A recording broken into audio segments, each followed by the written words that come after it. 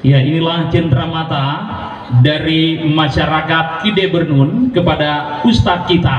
Semoga dengan cenderamata para Ustadz berkenan hendaknya.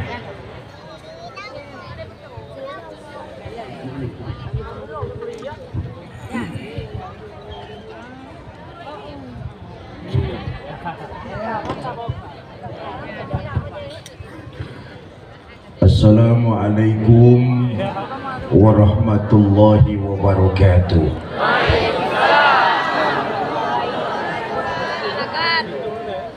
Alhamdulillahi rabbil alamin. Salatu wassalamu ala asrafil anbiya'i wal mursalin Sayyidina wa maulana Muhammadin wa ala alihi wa sahbihi ajma'in, amma ba'du. Yang mulia para ulama, para kiai, para asatiz dan asatizah, yang saya hormati para tokoh masyarakat, bapak-bapak pejabat pemerintah baik sipil, TNI maupun Polri, panitia peringatan Maulid, ibu bapak, saudara-saudara kaum muslimin yang saya cintai. Dari sekian banyak nabi dan rasul yang diutus, cuma 25 yang wajib kita imani. Dari 25, 5 yang terpilih mendapat predikat ulul azmi. Nabi Ibrahim, Nabi Musa, Nabi Nuh, Nabi Isa, Nabi kita Muhammad sallallahu alaihi wasallam. Dari 5 nabi yang berpredikat ulul azmi, cuma 1 yang bergelar rahmatan lil alamin. Siapa dia? Tidak lain Nabi kita Muhammad sallallahu alaihi wasallam. Iya Bu? Iya Bu? Iya. Apaan? Sok tahu. Minta tolong echo-nya dimatikan saja nih Mas. Sound system echo-nya dimatikan, treble-nya turunin saja biar nggak bercuit. Saya malam ini bersyukur lewat Wali Kota Bernun, Bapak Haji Tengku Jamaluddin, yang karena wasilah beliau malam ini saya bisa meneruskan silaturahmi yang dilakukan oleh orang tua saya Kiai Haji Zainuddin MZ 12 tahun yang lalu. Betul ya? Betul. Dulu kata Pak Haji Jamaluddin, di Jumadil Akhir mau masuk bulan Rajab, di sini diadakan tablik akbar memperingati Maulid yang penceramahnya Allah yarham Kiai Haji Zainuddin MZ. Akhir Maulid mau masuk Rajab, sama seperti malam ini. Dari sini dari PD beliau pulang, masuk bulan Rajab, lalu masuk bulan Sya'ban. Tanggal 3 Sya'ban beliau dipanggil oleh Allah Subhanahu wa ta'ala wafat, meninggalkan alam dunia. 2 bulan pulang dari undangan Pak Haji Jamaluddin, beliau wafat.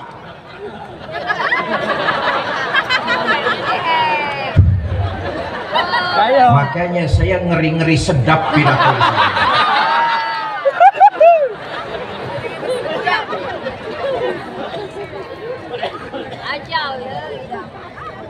Bapak Ibu saudara-saudara kaum muslimin yang saya cintai, dari 5 yang bergelar ulul azmi, 1 yang berpredikat rahmatan lil alamin, Nabi kita Muhammad sallallahu alaihi wasallam. Allah menjelaskan dalam Quran, wa ma kana Allah yu'adzibahum wa anta fihim. Muhammad, selama kau masih ada di tengah-tengah umat, azab tidak pernah aku turunkan. Kenapa Allah tahan azabnya? Karena Nabi kita Muhammad sallallahu alaihi wasallam masih hidup di tengah-tengah umat. Inilah yang membedakan Nabi Muhammad dengan para rasul dan nabi-nabi lainnya. Sejarah mencatat Nabi Yahya diutus menyampaikan agama. Umatnya menentang, mereka semua dihantam dengan azab sambaran halilintar, mati. Nabi Nuh diutus menyebarkan risalah agama.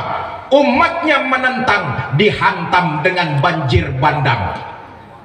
Nabi Musa diutus menyampaikan tauhid. Umatnya membangkang, sebagian ditenggelamkan di Laut Merah dan sebagian lagi dikutuk jadi monyet. Bu,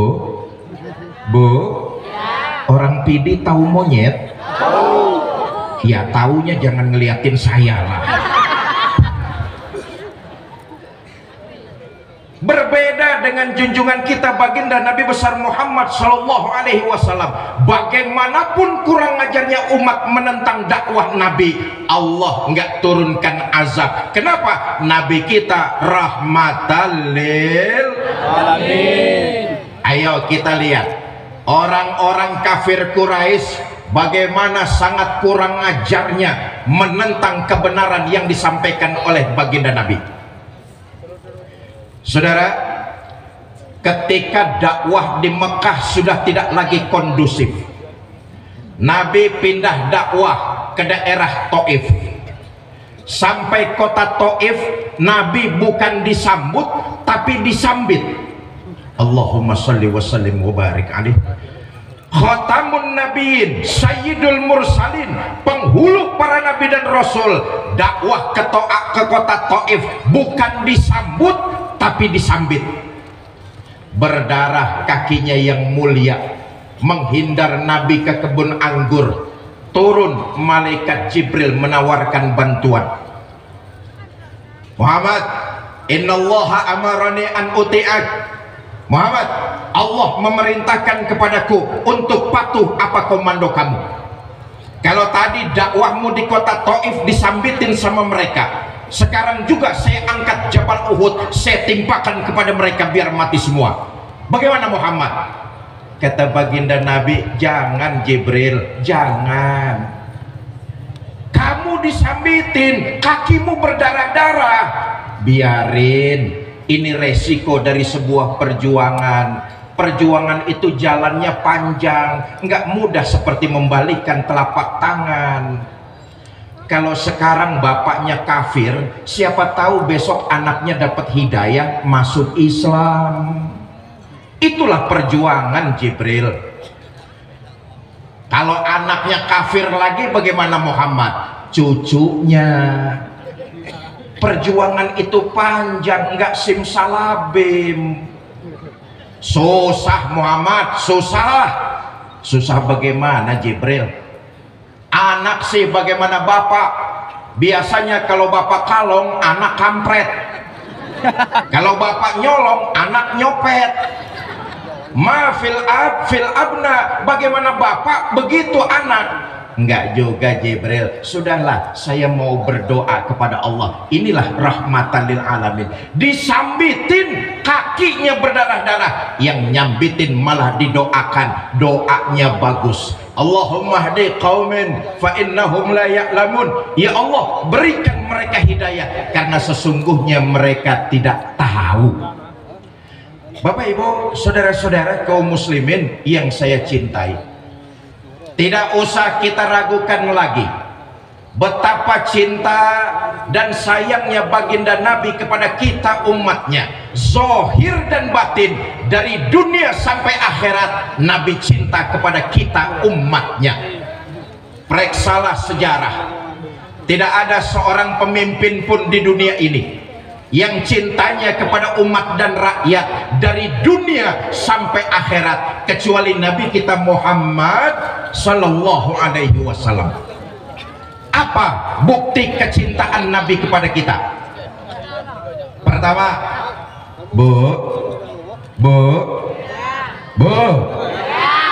bukti cinta Nabi kepada kita, saudara. Untuk ukuran hidup orang Pidi, kota Bernun ya, Untuk ukuran hidup orang Bernun, Nabi itu hidupnya sederhana, rumahnya kecil, tidurnya di atas pelepah daun korma, kadang-kadang sampai berbekas di pipinya yang mulia. Allahumma sholli wa sallim wa barik alaihi. Sarapan paginya seteguk air zam-zam, sepotong roti, kadang-kadang 1-2 butir korma. Dalam kondisi yang sangat sederhana, Allah pernah menawarkan bantuan. Wala saufa yu'tika rabbuka fatardha. Muhammad, kamu mau apa? Minta saja, aku penuhi kebutuhan kamu, asal bisa membuat hati kamu senang. Mau apa Muhammad? Ngomong. Mau harta yang banyak? Ngomong. Mau jabatan yang tinggi? Ngomong. Mau pangkat yang luas? Ya terusin aja sendiri. Mau apa Muhammad? Semua aku berikan asal bisa membuat hati kamu senang. Ngomong saja. Dapat tawaran begini dari Allah, apa jawab Nabi kita? Izan ya Rabb, kalau memang demikian ya Allah, la arda wa wahidun min ummati finnar. Ya Allah, apa artinya harta yang banyak, jabatan yang tinggi, pangkat yang luas, itu semua tidak mampu menyenangkan hati saya selama masih ada satu saja umat saya yang ketinggalan di neraka. Walhasil Nabi lebih memilih umat dan rakyat hidup sederhana daripada bergelimang harta, pangkat, dan jabatan. Sekarang ada nggak pemimpin kayak begini?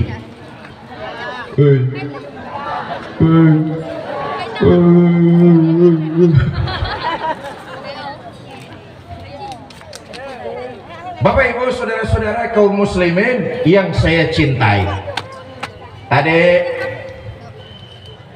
tokoh kita diantaranya Bang Nasir, dan Bang Rafli. Bang Rafli sudah menyampaikan sebaik syair Melayu luar biasa, ajaran agama. Hidup adalah perjuangan.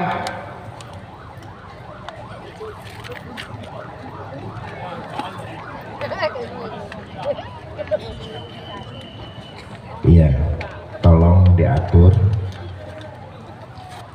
jangan mengganggu ambulan, tolong dikasih jalan jamaah ya. Sebentar, iklannya lewat dulu. Tadi Bang Rafli menyampaikan sebaik syair luar biasa. Hidup adalah perjuangan. Orang yang hidup tidak mau berjuang laksana mayat yang sedang berjalan. Itulah yang diajarkan baginda kita Nabi besar Muhammad Sallallahu Alaihi Wasallam. Hidup adalah berjuang. Berjuang adalah penuh dengan keyakinan. Selama berjalan di atas nilai kebenaran, teruslah berbuat dan berjuang. Jangan pernah takut salah dalam berjuang. Nah, ini saya titip pesan. Adik-adik saya, para remaja, para pemuda muslim Kota Bernun, para pemuda,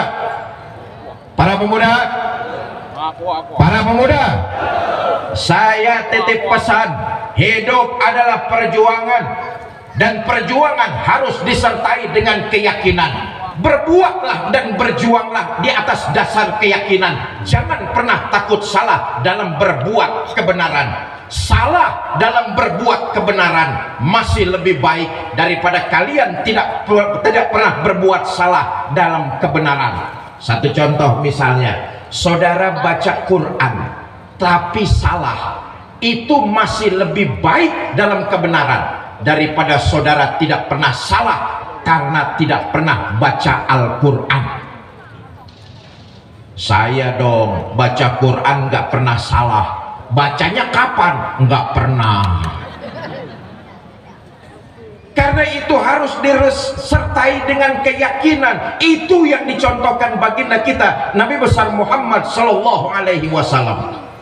Begini, Nabi itu diangkat jadi Rasul umurnya 40 tahun. Betul apa tidak?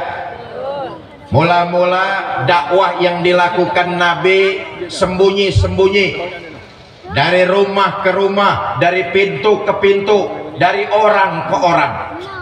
Dakwah 3 tahun sembunyi-sembunyi, dapat pengikut nggak lebih 11 orang. Sudah nggak digaji, nggak dapat fasilitas, nggak ada tunjangan beras. 3 tahun dakwah sembunyi-sembunyi, yang ngikut nggak lebih 11 orang. Calon pemimpin mana yang masih mau kampanye? Kalau 3 tahun kampanye, yang milih cuma 11 orang. Hei, bubar. Betul apa tidak? Bikin tim sukses, calon pemimpinnya nggak kepilih, timnya yang pada sukses. Betul.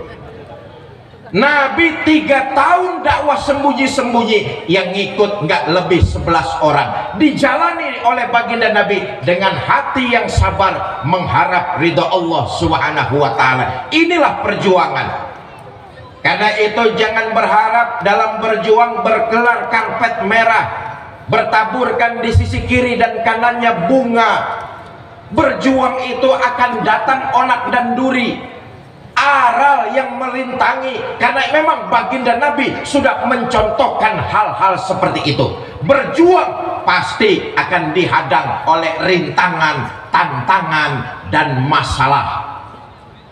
Saudara, Nabi itu dalam berjuang bukan cuma teror mental, teror fisik, tapi Nabi dalam berjuang menebarkan agama Islam mendapat beberapa kali ancaman pembunuhan. Inilah konsekuensi dari perjuangan.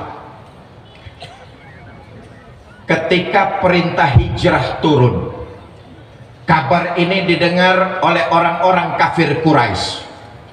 Satu malam mereka mengadakan rapat di satu tempat yang disebut Darun Nadwah. Hadir pemuka-pemuka Quraisy. Rapat dipimpin oleh Abu Jahal. Kata Abu Jahal, saudara-saudara, bagaimana ini? Pengikut Muhammad kita teror sudah, kita bantai sudah, kita bunuh pun sudah. Tapi rupanya tiap hari pengikut Muhammad selalu bertambah. Bahkan sekarang sebagian sahabatnya sudah pada hijrah ke Madinah. Ini Islam akan besar di Madinah. Bagaimana cara kita mengatasinya? Dari belakang ada yang jawabin Abu Lahab. Kata Abu Lahab, gua bilang juga apa, Muhammad dari dulu bunuh aja. Kata Abu Jahal, soal ngebunuh sih gampang bro, tapi kan Muhammad nggak keluar dari batu. Dia punya keluarga, famili, handai tolan. Nanti kalau keluarganya nuntut balas bagaimana? Kata Abu Lahab, gampang. Kita orang-orang Quraisy ini punya banyak suku. Masing-masing suku punya preman. Ah, preman bahasa sininya apa nih Pak Haji? Geng. Geng. Apa? Geng.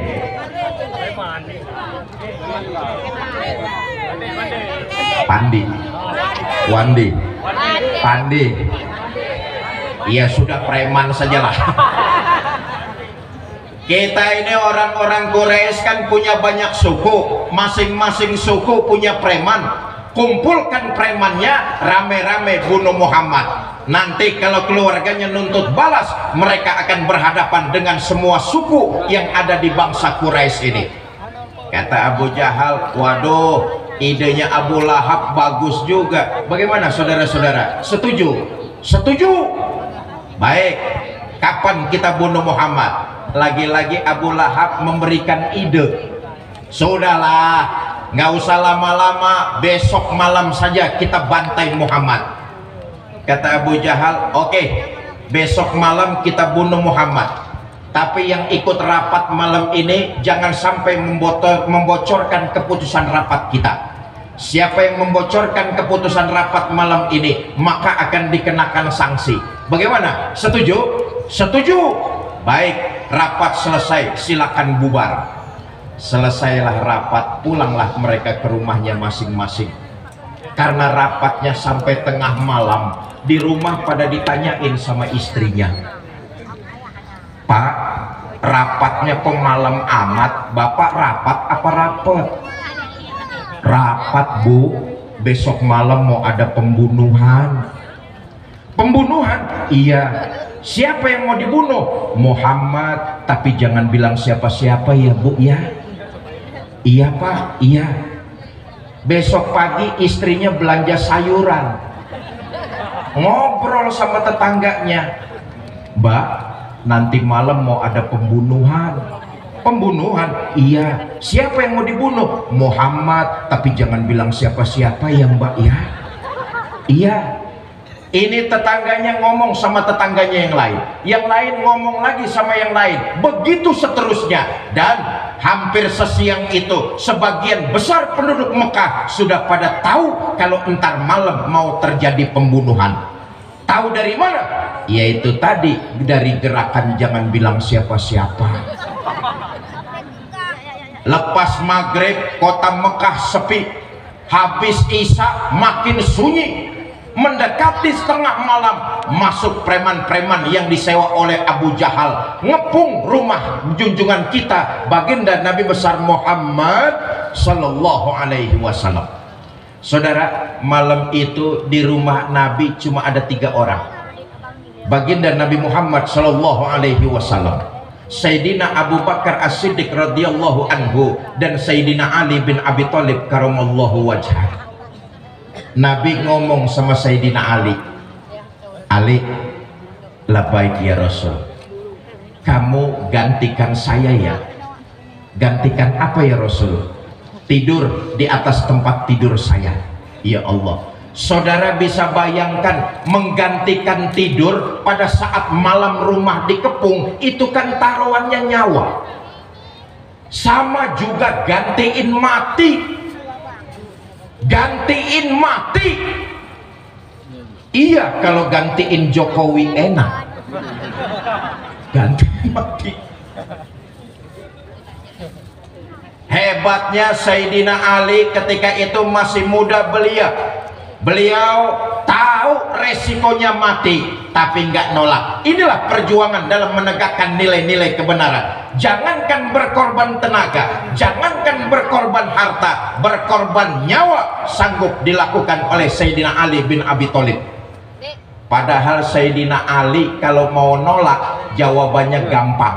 Umpama, "Ali, kamu gantikan saya ya, tidur di atas tempat tidur saya." Kalau Sayyidina Ali mau nolak jawabannya gampang, "Ya Rasulullah, kenapa mesti saya? Abu Bakar saja yang sudah tuaan sedikit itu." Tahu resikonya mati, masih muda, beliau nggak nolak. "Baik ya Rasulullah, saya akan tidur menggantikan tuan." Berangkatlah tuan hijrah fi amanillah. "Abu Bakar, saya ya Rasulullah, ayo kita berangkat hijrah." "Ya Rasul, sebentar, ini preman-preman kafir Quraisy ngepung rumah kita nih. Bagaimana caranya supaya kita keluar mereka nggak lihat ya Rasulullah?" Nabi mengambil segenggam pasir, kemudian beliau membacakan ayat, "Wa ja'alna min baini aydihim sadda wa min khalfihim sadda fa agsaynahum fahum." Terjadi mukjizat, pasir ditebarkan oleh baginda Nabi. Preman kafir Quraisy ngepung rumah beliau, Nabi bersama Abu Bakar lewat, tidak terlihat. Saudara, yakinlah dalam berjuang, jundullah, tentara-tentara Allah pasti akan datang membantu kita. Bapak Ibu, saudara-saudara kaum muslimin yang saya cintai, persoalannya kita ini tiap tahun bikin maulid. Ini tahun keberapa Pak Haji Jamal? Ini tahun ke-13, didahului dengan tadi pagi santunan sekitar 600 sampai 700 anak-anak yatim piatu kita ya. Hal semacam ini sudah kita lakukan kurang lebih 13 tahun. Persoalannya kita ini baru sekedar pinter ngaku umat baginda Nabi. Kita ini baru cuma sekedar pandai ngaku cinta kepada baginda Nabi. Persoalan yang utama adalah di akhirat nanti kita diaku umat baginda Nabi apa tidak. Kita ini yang hadir masih banyak yang baru cuma sekedar pinter ngaku. Persoalan utamanya di akhirat nanti kita diaku apa tidak sebagai umat baginda Nabi besar Muhammad Sallallahu Alaihi Wasallam. Saudara, yang namanya ngaku tentu boleh-boleh saja. Semua orang bisa namanya ngaku, ongkosnya murah. Betul apa tidak? Bu? Saya tanya nih, Ibu kenal sama Pak Prabowo? Ngaku. Pak Prabowo kenal sama Ibu? Kasihan deh lu. Apa bedanya sama kita? Kita fasih mulut mengatakan cinta kepada baginda Nabi, ngaku. Persoalan besarnya di akhirat nanti kita diaku apa tidak jadi umat baginda Nabi besar Muhammad Sallallahu Alaihi Wasallam. Kalau kita mau diaku sebagai umat baginda Nabi di akhirat nanti, kita semua ingin mendapat syafaat Nabi kita Muhammad Sallallahu Alaihi Wasallam. Pertama, berakhlaklah kita kepada Allah Subhanahu Wa Taala. Ini sesuai dengan amanat yang tadi disampaikan oleh PJS Bupati Pidi. Nabi diutus ke alam dunia tidak lain dan tidak bukan untuk menyempurnakan akhlak. Akhlak kepada siapa? Kepada Allah Subhanahu Wa Taala. Bernun bisa maju bukan cuma karena kecanggihan teknologinya saja. Pidi bisa jaya bukan karena perputaran ekonominya yang luar biasa. Bahkan Aceh, Indonesia bisa bermartabat di mata dunia kalau kita masyarakatnya memiliki moral dan akhlak yang mulia. Maka diutusnya Nabi ke alam dunia tidak lain dan tidak bukan mengajak manusia untuk berakhlak kepada Allah Subhanahu Wa Taala. 13 tahun Nabi di Mekah, beliau konsentrasi, fokus menanamkan kalimat iman dengan buhul la ilaha illallah. 13 tahun Nabi di Mekah menanamkan iman yang mantap ke dalam diri setiap manusia, la ilaha illallah. Kalau mulut mengatakan la ilaha illallah, itu artinya tidak ada Tuhan yang wajib kita sembah kecuali Allah. Tidak ada yang harus kita mintakan pertolongan kecuali hanya kepada Allah. Tidak ada yang kita takuti kecuali hanya kepada Allah. Kalau mulut kita la ilaha illallah, maka harus dibarengi dengan seluruh perbuatan kita dalam kehidupan ini. Sayangnya kita ini masih fasih beriman dalam ucapan, tapi jauh dari perbuatan. Mulutnya fasih bener, saya beriman kepada Tuhan yang Maha Esa. Dengar di kantor mau ada mutasi jabatan, kasak kusuk nyari mbah. Mulutnya fasih bener, saya beriman kepada Allah. Di pasar dagangan pengen laris, kasak kusuk nyari dukun. Ada di sini yang kayak begitu? Ada? Yang mana orangnya? Bapak Ibu, saudara-saudara kaum muslimin yang saya cintai, berakhlak kepada Allah artinya baginda Nabi 13 tahun di Mekah fokus menanamkan iman supaya manusia berakhlak menyembah hanya kepada Allah Subhanahu. Yang kedua, kalau kita mau diaku umat baginda Nabi nanti di akhirat, Maka hidup tidak lain dan tidak bukan memperbanyak amal ibadah untuk bekal kehidupan kita nanti di akhirat. Nabi satu-satunya manusia yang dosanya sudah mendapat jaminan ampun dari Allah. Tapi lewat sejarah kita tahu ibadahnya baginda Nabi makin luar biasa. Manusia satu-satunya yang mendapat jaminan ampun dari dosa adalah Nabi kita Muhammad Shallallahu Alaihi Wasallam.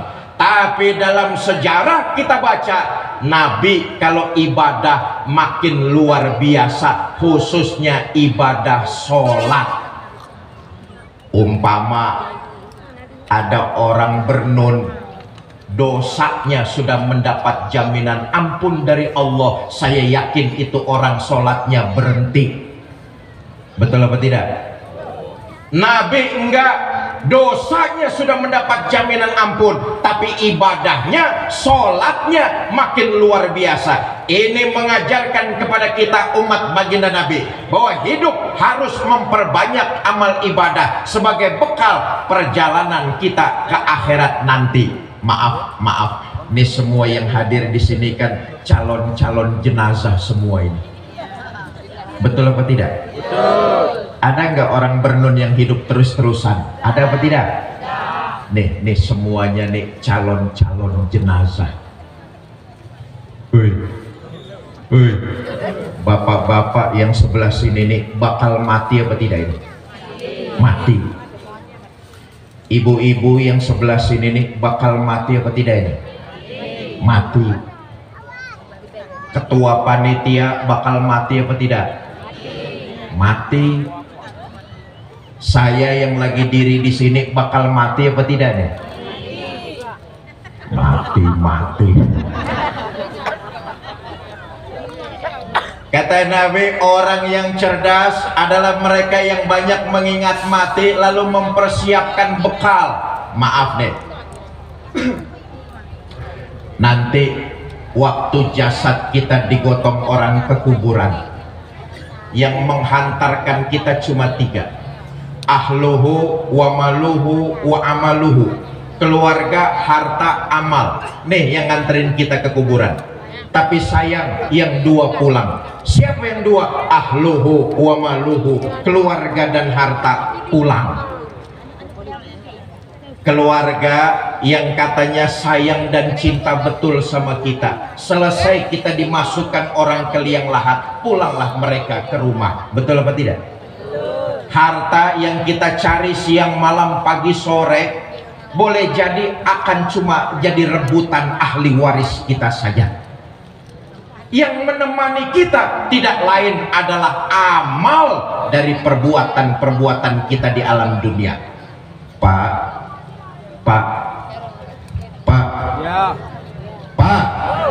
mohon maaf nih, kalau bapak-bapak nanti mati duluan, jangan mengharap istri mau nemani masuk ke dalam.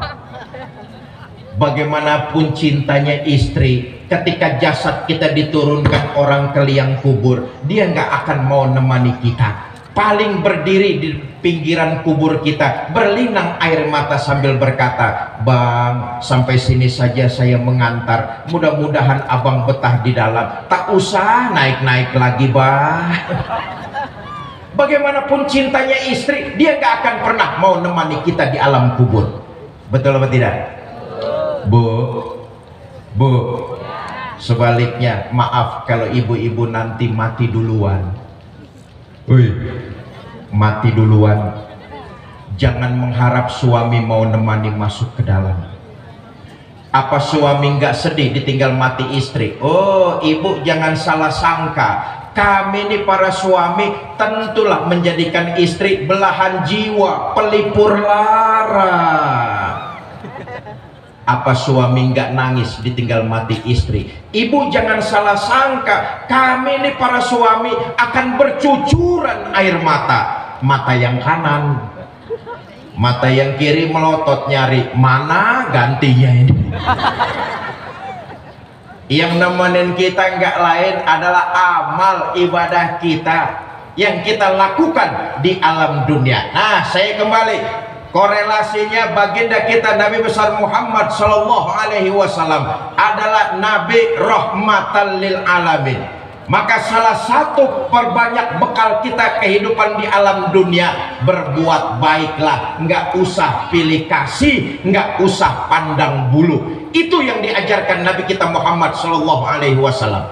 Seorang muslim kalau dia berbuat landasannya mencari keridhaan Allah, kebaikan itu dicatat sebagai sebuah ibadah dan insya Allah nilainya berlipat ganda di sisi Allah Subhanahu wa ta'ala. Karena itu seorang muslim diajarkan oleh baginda Nabi dalam berbuat kebaikan nggak usah pilih kasih, nggak usah pandang bulu, karena itu dicatat sebagai sebuah ibadah. Nabi nyontoin, saudara, di sudut kota Madinah ada Yahudi tua buta. Tiap hari Nabi datang berbuat baik. Apa yang dilakukan baginda Nabi kepada orang Yahudi tersebut? Nabi tiap hari nyuapin makanan. Allahumma sholli wa sallim mubarik alaihi.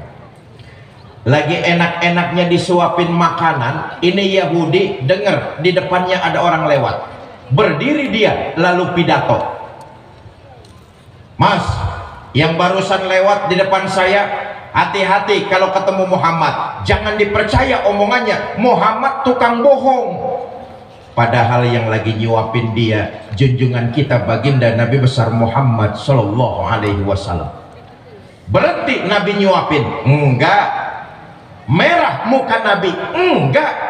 Nabi terus nyuapin dengan penuh kelembutan.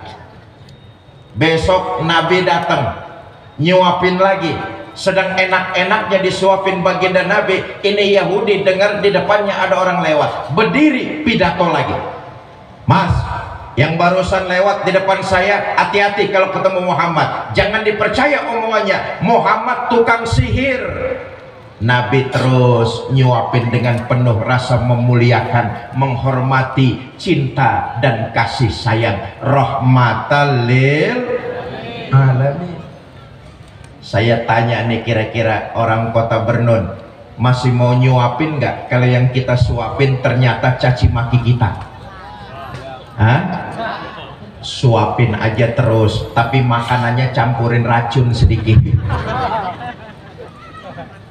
Bapak ibu saudara-saudara, apa saja yang dilakukan oleh seorang muslim, kalau itu nilai kebaikan, dilandasi dengan niat mencari keridhaan Allah, sesungguhnya dia sedang mempersiapkan bekal perjalanannya menuju ke akhirat nanti. Cinta kepada baginda Nabi. Yang kedua, memperbanyak amal ibadah dan menebarkan nilai-nilai kebaikan kepada sesama kita. Yang ketiga, kalau kita ingin diaku di akhirat nanti sebagai umat baginda Nabi besar Muhammad sallallahu alaihi wasallam, maka hidup hendaklah menjaga nilai-nilai silaturahmi. Hidup hendaklah menjaga nilai-nilai kesatuan, kerukunan dan kekompakan. Bukankah Nabi mengajarkan kepada kita? Beliau mempersaudarakan antara muhajirin dan kaum ansor. Ikatan akidah ternyata saudara jauh lebih agung dan lebih mulia daripada ikatan darah. Saya ulangi sekali lagi, ternyata ikatan akidah jauh lebih agung dan mulia ketimbang ikatan darah. Itu karenanya kita umat Islam sesungguhnya adalah keluarga besar. Jalin silaturahmi, jaga kerukunan, kekompakan dan persatuan. Saya katakan tadi sekali lagi, 12 tahun yang lalu Allah yarham Ki Zainuddin MZ hadir di sini. Malam ini saya ikut merajut kembali, saya hadir atas wasilah dari Pak Haji Jamal. Saya datang ke sini dari Jakarta berangkat sendirian. Saya hadir di sini, saya ngerasa bukan hanya sekedar tamu. Saya datang di kota Bernun, saya hanya merasa seorang keluarga yang datang ke tengah-tengah keluarganya. Kenapa? Kita ini umat Islam keluarga besar. Menghina saudara sama juga menghina saya. Menyakiti saudara sama juga menyakiti saya. Saya adalah saudara, saudara adalah saya. Di hatiku ada kamu. Asik. Karena itu kita keluarga besar umat Islam ini menjaga silaturahmi, memupuk persatuan, menjaga kerukunan adalah fitrah. Kita diciptakan oleh Allah berbeda-beda. Bahwa saya lahir di Jakarta itu qadarullah. Saya nggak pernah pesan lahir di Jakarta. Orang PD ada nggak yang dulu mesen lahir di kota Bernun? Ada apa nggak? Yang kita nggak pesen jangan diributkan. Yang namanya perbedaan itu sampai kiamat tetap akan ada.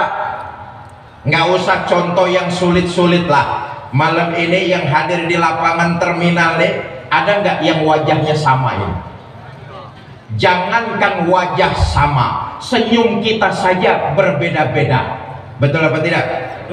Karena itu kita umat Islam PD harus dewasa, saling menghargai, saling menghormati, dan tetap saling mencintai. Berbeda boleh, yang tidak boleh dalam perbedaan terjadi pemutusan silaturahmi lalu saling musuhan. Itu yang nggak boleh. Cuma gara-gara beda pilihan bupati sama temen pelotot-pelototan. Ada di sini yang kayak begitu? Ada? Yang mana orangnya? Berbeda boleh, tapi yang tidak boleh kalau perbedaan menyebabkan terjadinya permusuhan, terputusnya silaturahmi di antara kita. Itu jangan sampai terjadi oleh kita masyarakat PD, khususnya umumnya masyarakat Aceh. Saudara, saya ingin menyampaikan satu riwayat betapa orang celaka yang hidup tidak pernah mau menjaga silaturahmi, menjaga kerukunan, menjaga nilai-nilai persatuan, bahkan lebih banyak yang jadi provokator, tukang menghasut dan memecah kerukunan masyarakat. Dulu diceritakan ada orang kaya ingin pergi haji. Karena terlalu banyak hartanya, ini orang kaya bingung mau nitipin uangnya sama siapa. Cari satu kampung, ketemu orang yang dianggap amanah, namanya Fulan.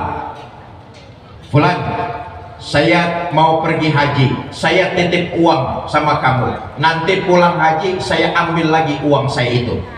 Kata Fulan, Pak, Bapak berangkat hajilah dengan khusyuk, mudah-mudahan bawa haji yang mabrur. Ambil lagi uang Bapak, insya Allah nggak akan kurang sepeser pun.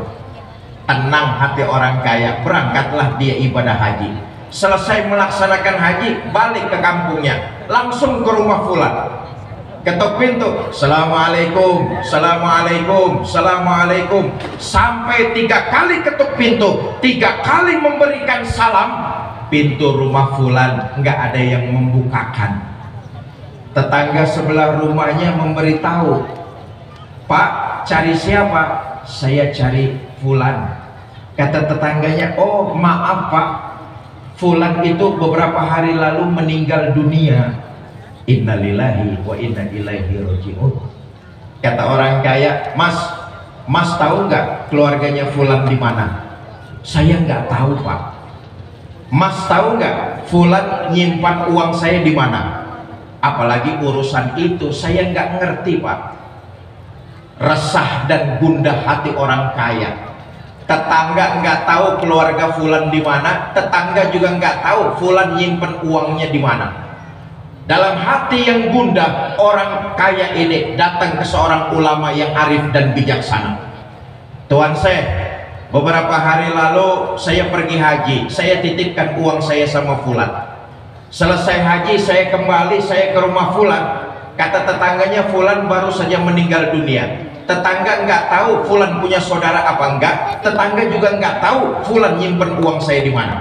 Ini jalan keluarnya bagaimana Tuan saya? Kata ulama itu, Pak, saya mau tanya, fulan almarhum orangnya rajin ibadah apa tidak?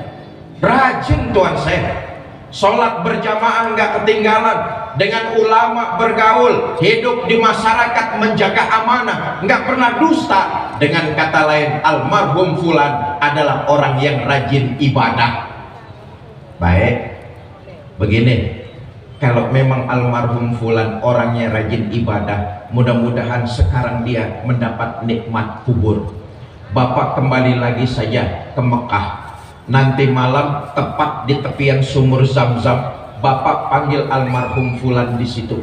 Kalau memang almarhum fulan sedang mendapat nikmat kubur, nanti Bapak panggil di tepian sumur, ada yang nyautin dari dalamnya. Berangkat orang kaya ini balik lagi ke Mekah.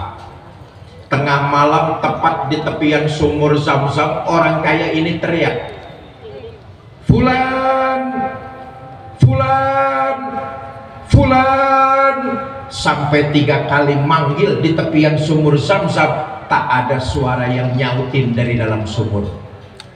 Gontai hati orang kaya ini. Pagi-pagi kembali lapor ke seorang ulama tersebut, tuan saya, semalam 3 kali saya panggil di tepian sumur Zam-Zam, nggak ada yang nyautin dari dalam. Ini bagaimana tuan saya? Kata ulama itu, wah celaka, jangan-jangan fulan sedang diazab di dalam kuburnya. Bapak ke Yaman saja. Di Yaman ada sumur bernama Sumur Burnut. Kalau memang almarhum fulan sedang diazab di dalam kuburnya, nanti Bapak panggil di situ, ada yang nyautin dari dalam sumur. Berangkat orang kaya ke Yaman. Tengah malam tepat di tepian Sumur Burnut, orang kaya ini teriak, fulan, oi. Baru sekali manggil sudah ada yang nyautin dari dalam Sumur Burnut. Terkejut orang kaya. Kata orang kaya, ya Allah fulan, kenapa kamu sedang diazab di dalam kuburmu? Waktu di dunia kan kamu dikenal rajin ibadah, sholat gak ketinggalan, dengan ulama bergaul, di mana saja pengajian kamu hadir, hidup di kampung menjaga amanah. Tapi kenapa kamu sedang diazab di dalam kuburmu fulan? Kata fulan, Pak, betul, waktu hidup di dunia orang ngelihat saya rajin ibadah, sholat berjamaah, bergaul dengan ulama, hadir di pengajian, di kampung saya menjaga amanah mati-matian. Tapi rupa-rupanya Pak, masih ada satu persoalan yang belum saya selesaikan waktu saya hidup di alam dunia. Mumpung Bapak datang ke sini, saya minta tolong Pak, temui saudara saya, sampaikan permohonan maaf dari kesalahan yang pernah saya lakukan dahulu. Tambah terkejut orang kaya ini. Loh, kamu punya saudara fulan? Punya Pak. Ini alamatnya, temui saudara saya, sampaikan permohonan maaf dari kesalahan yang pernah saya lakukan dulu. Kata orang kaya, ya sudah, alamatnya sudah saya pegang, nanti saya cari saudara kamu, akan saya sampaikan amanat dari kamu. Terima kasih Pak. Ah fulan, nanti dulu, ngomong-ngomong, uang saya kamu taruh mana? Uang Bapak saya taruh di dapur di pojokan, ambillah di situ, insya Allah nggak akan ada yang kurang sedikit pun. Tapi saya mohon temui saudara saya, sampaikan permohonan maaf saya. Berangkat nih orang kaya mencari alamat saudaranya fulan. Ketemu, ketok pintu, assalamualaikum. Waalaikumsalam. Mas saudaranya fulan ya? Betul Pak, saya ini saudaranya fulan. Saudara saya fulan itu beberapa hari lalu kan sudah meninggal dunia. Kata orang kaya, saya juga tahu, karena itu saya datang ke sini. Begini Mas, saudara kamu almarhum fulan sekarang itu sedang diazab di dalam kuburnya. Ini orang dikasih tahu bahwa almarhum saudaranya sedang diazab di dalam kubur, berlinang air mata, nangis terseduh-seduh. Tambah heran orang kaya, lalu bertanya, Mas, kenapa sih kalian bisa sampai begini? Padahal waktu hidup di dunia kalian kan bersaudara. Kok bisa jadi peristiwa kayak begini? Ceritalah orang tersebut, Pak, betul waktu hidup di dunia kami ini keluarga, tapi almarhum fulan pernah memutus tali silaturahminya kepada saya. Nah, ini dia persoalannya. Almarhum fulan pernah memutus tali silaturahminya kepada saya di tepian jalan, di mana tempat saya ajak untuk bersalaman, buang muka, sampai pada satu saat almarhum fulan itu ngomong kepada semua orang dia putus silaturahminya kepada diri saya. Tambah terkejut orang kaya ini, lalu bertanya, kok gitu-gitu amat almarhum fulan? Memang persoalannya apa dulunya? Persoalannya sih cuma sepele, Pak, cuma gara-gara beda pilihan gubernur. Awas lo, beda boleh, musuhan jangan. Berbeda wajar, memutus silaturahmi yang nggak boleh. Kata saudara almarhum fulan, Pak, mulai sekarang Allah dan Bapak yang jadi saksinya. Walaupun dahulu almarhum fulan pernah memutus silaturahminya kepada saya, dengan saksi Allah dan Bapak, saya maafkan kesalahan dan dosa yang dia pernah lakukan kepada diri saya. Saudara, beberapa malam kemudian orang kaya ini dimimpikan oleh almarhum fulan. Wajahnya berseri, bibirnya tersenyum, tersungging dengan mengucapkan kalimat terima kasih. Bapak Ibu, saudara-saudara kaum muslimin yang saya cintai, karena itu kalau kita mau diaku di akhirat nanti sebagai pengikut baginda Nabi, maka yang ketiga tidak lain dan tidak bukan jalin terus silaturahmi, jaga kerukunan, jaga kekompakan, dan jaga persatuan di antara kita. Bahwa kita hidup ini bermasyarakat pasti akan ada perbedaan, entah perbedaan partai politik, entah perbedaan organisasi, entah perbedaan pilihan. Kita umat Islam harus bisa menyikapinya, menghargai, menghormati, dan tetap saling mencintai. Kalau ini yang kita wujudkan, insya Allah bukan mustahil kebangkitan Islam akan dimulai dari negeri serambi Mekah. Bicara soal sejarah Indonesia adalah bangsa Aceh. Bicara soal Aceh tidak lain dan tidak bukan, salah satunya adalah masyarakat Pidi. Masyarakat Pidi adalah masyarakat yang kental dengan dua karakter. Karakter keagamaannya kuat, karakter kenegaraannya juga sangat hebat. Sejarah membuktikan itu. Kerajaan-kerajaan di sini, di Aceh, mereka dengan sadar melebur menjadi negara kesatuan Republik Indonesia. Bukan cuma itu, rakyat Aceh kemudian menyumbangkan pesawat pertama untuk pemerintahan negara kesatuan Republik Indonesia. Maka masyarakat Aceh umumnya kuat nilai agama dan kental kepribadian bangsa Indonesianya. Dengan menjaga kerukunan, menjaga kekompakan, menjalin silaturahmi, insya Allah kita akan tumbuh menjadi bangsa yang kuat dan disegani di mata dunia. Bapak Ibu, sudah tengah malam, jam 8 lewat 4 jam rupanya ini. Mari sama-sama kita baca suratul Fatihah. Mudah-mudahan kita semua yang hadir di sini dipanjangkan umur dalam taat kepada Allah. Amin. Diberikan kita rumah tangga yang sakinah, mawadah, dan rahmah. Dikaruniakan kita keturunan yang soleh dan soleha. Diwafatkan kita dalam kondisi husnul khatimah. Di akhirat diaku sebagai umat baginda Nabi dan mendapat syafaat Nabi kita Muhammad sallallahu alaihi wasallam. Bitil kalniyah sayulillahi lahumul Fatihah.